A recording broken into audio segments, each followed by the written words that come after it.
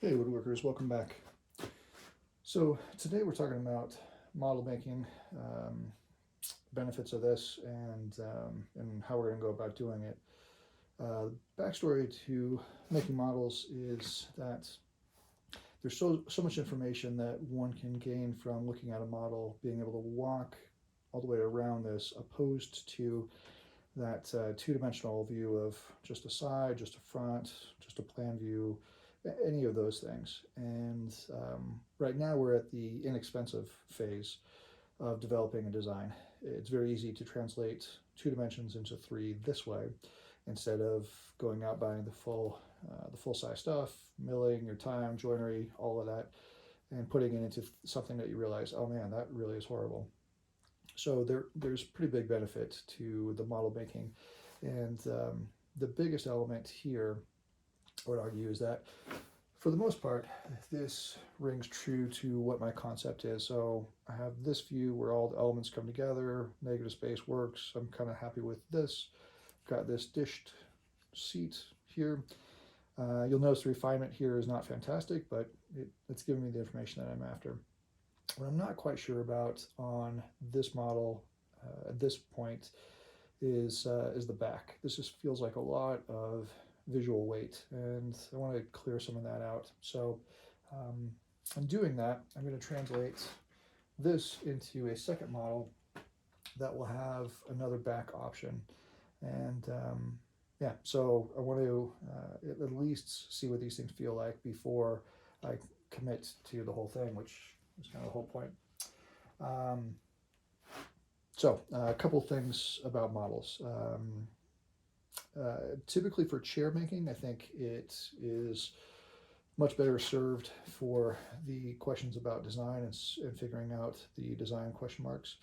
If I were to make a cabinet of some type of a rectilinear volume, I think that's pretty easy to assess, and I don't know that I would need to go to the full-on model phase, but I will say that talking to clients, um, we are pretty blessed in that we understand three dimensions in a very unique way. Sculptors, people in the visual realm, we're all kind of in the same boat. But I think when having communication with clients and showing them sketches or drawings, there's always some element of surprise from that conversation if you can get them to part with their money to make them this beautiful piece, and the delivery date, because the comments there are just, oh my gosh, it's so much better than I imagined, which is what we all strive for. But I think this speaks a lot to be able to aid and assist and guide for giving your clients confidence, and also having you establishing confidence of what's next, so, and how to proceed with this. So for every design that I do, I try to knock out a couple of models, and so that's what we're going to do. Um, a couple words on parts and pieces. So with the material that I think makes the most sense for developing designs, and you see this is just one of those sides of the design. Material is so important for this. It'd be really easy to hang on to this material, and this is off of a piece that is a leftover from a commission, and it has this really beautiful deep figure. Curly materials like this curly maple, I think these little curls are beautiful to look at. However, it would just become a bit of a distraction when put into the backdrop of a scale model like this. So I think these things are best suited for other purposes, but for model making, I think just plain straight grain material is the best. There's definitely an understanding and recognition that this is still wood, but not getting overburdened with the proportions of figure in full size and then trying to compress that into a scale model. So, all right, so materials. The other thing that I do is I make up lots of spares here, and so if I'm pleased with the first section of this, so I will continue to do multiple. So I have more backs, I've got legs here, and then back leg. So I could start just knocking together a bunch of these in fairly rapid succession, which is the whole plan. So that's that. Quarter scale is, I think, my go-to. I think anything smaller than quarter scale, you don't really get a sense of what this thing could be or is going to be. I know a lot of people talk about doing these at 8th or 16th scale, and I just feel like that starts to feel like dollhouse furniture in some ways. And I know those are fighting words. I don't mean to elicit a riot, but realistically speaking, I just think that as much information that I could attain from this model, I need to do. And if that means I make a slightly larger model, quarter scale I think works. Anything bigger than that, I just think it's kind of in this no man's land about it's really close to or feels like it should be something greater than it is. With this scale, it still feels like it's what it is. It's a scale model. Everything is proportionate to what it needs to be, and that's where we're going to start. So, all right, getting rid of this. There was an amazing thing happened on my first take of this conversation about different ways to adhere the parts together, and I was going to talk all about the benefits of hot glue guns, but you'll notice that there was something very strange that happened here, which I might be able to edit in to this video. But anyway, there was some type of a short. I can only imagine it's because this gun is 30 years old, but maybe it's older than that, I don't know.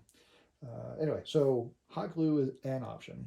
I don't love the hot glue guns for a couple of reasons, but they're not terribly archival. And if you were to be driving to a client's in the summertime and you go in for a drink or whatever on your way, leaving models that have been adhered with hot glue is a great way to ensure that they don't make it much longer than that. So, all right, so scaling it here. So that leaves some type of a CA glue here. So CA glue is cyanoacrylate, or super glue is kind of the general term for these types of adhesives. They're good, but they're really, really brittle. And that's kind of the downside of this. In a lot of ways, I would love to use just a regular PVA glue, like white or yellow glue, like we assemble furniture with. The issue with that is that it would take forever to cure, and then having that type of adhesive on the end grain here, there's just really no structural benefit to that. So it would snap right off, plus the added insult of having to wait for that glue to cure. It just becomes a bit of a bear. Okay, so there's also activator for the super glues, which if you've ever used super glue, you'll know that they dry very, very quickly, but some people can't wait. They've got places to be and things to do, and waiting for the stuff to cure so that we can move this around and change it up. It seems to be an issue. In all honesty, though, I think we start getting into problems if we need to hold this into place while that cures. It starts to become a bit of an issue. So I do like the activator piece. All right. So now that I have adhesives ready that are not going to catch fire, thank you, glue gun. I'm going to start start getting this assembled. I've already done the leg joints, or both legs joints. I just need to do the back now. Now, what I've done in order to make this easier and establish some form of consistency is I've made scale drawing here, quarter scale. And so by just laying these things on top of the drawing and aligning them where they need to go, then I should stand a pretty good chance of getting these things pretty consistent. All right, the thing on top of the drawing, I've put on some packing tape so that if there's any glue that does seep down, it doesn't stick to the melamine or deform or compromise your drawing.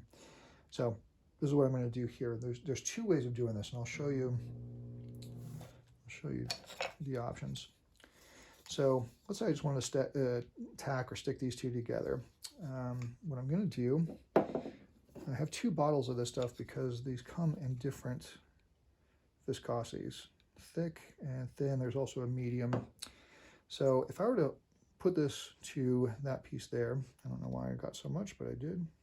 That would be okay. It would probably be better if I put more of the CA adhesive on the other end as well. But I'm still gonna have to hold this thing forever.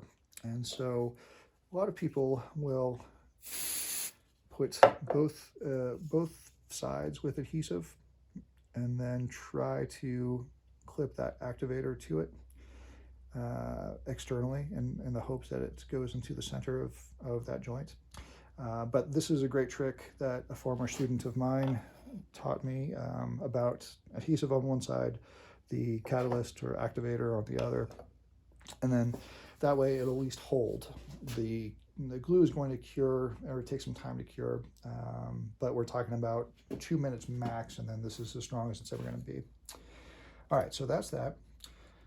I'm going to show you another option, though, that might be applicable here for aligning to your drawing. That's where I want you. All right. That's good. That's good. All right. So with the thin CA glue now, and this is where, oh yeah, that's unfortunate. All right, that's dried out. I think I have a spare thin adhesive here.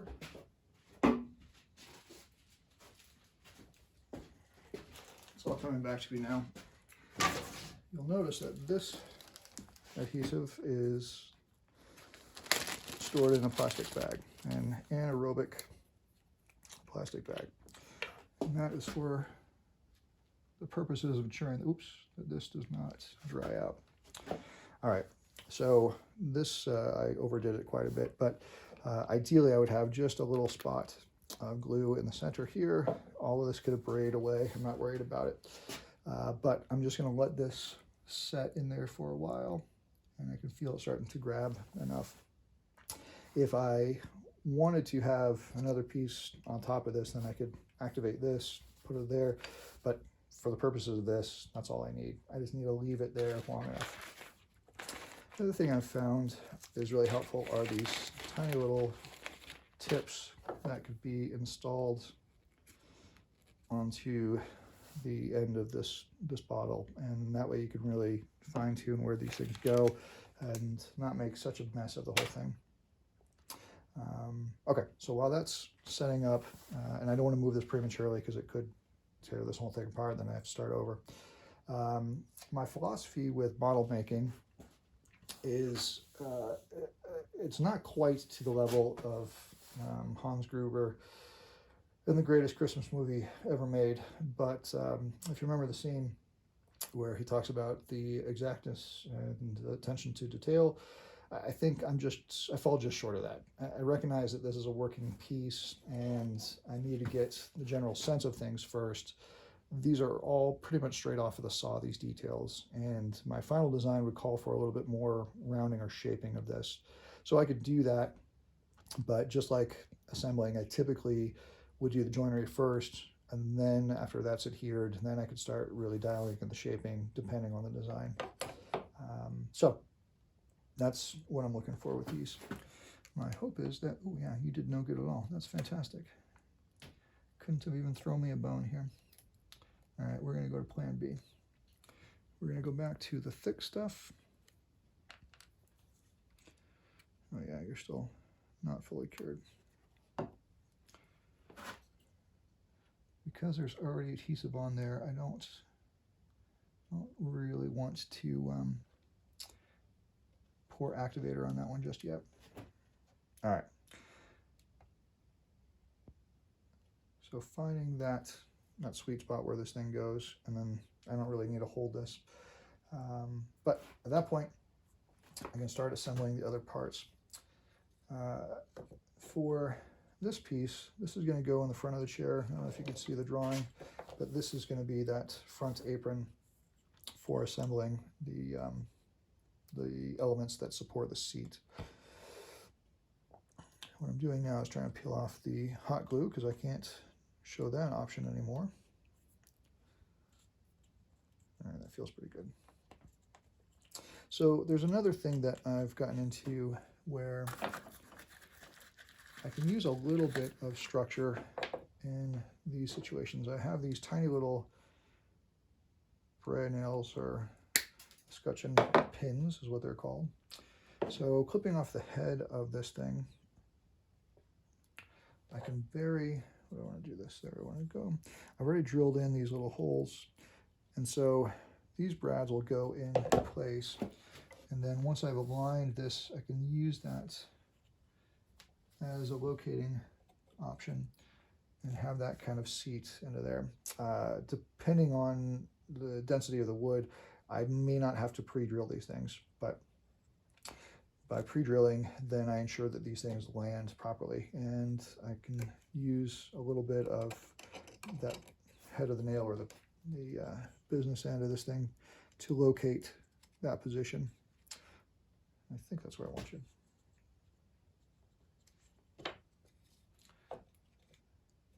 As it turns out, it is. Okay.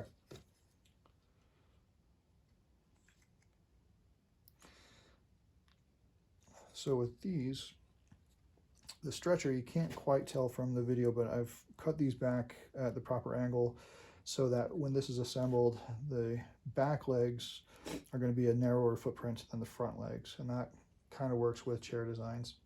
So, all right, I'll assemble this guy. While we're talking about this, I need you. Where do I want you? I want you there. I want you there. If I failed to mention it before, oops, I would highly recommend, that's where you are, highly recommend purchasing this activator in a aerosol can like this one. I think when you purchase this, there's an option of purchasing them with a pump can or distributor, and I think with those they dry out pretty rapidly, and it's given that the quick drying nature of the solvent that the activator is using. And I don't know off the top of my head what it is. I guess I could figure that out. I should probably do that for the next video. But it just dries super duper quick, and so it, if not properly sealed or kept in some type of an anaerobic environment, then it's definitely going to become an issue. All right.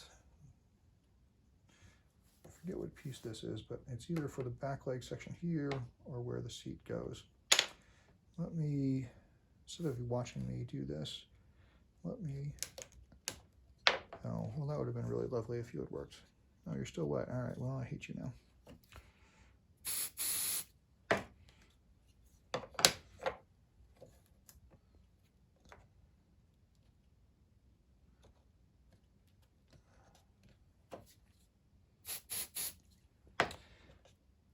The thicker this CA glue, that the slower this stuff cures. I guess that doesn't surprise me that I'm still waiting on this. But let me turn off the camera, start assembling these other parts, and then I'll show you the next steps.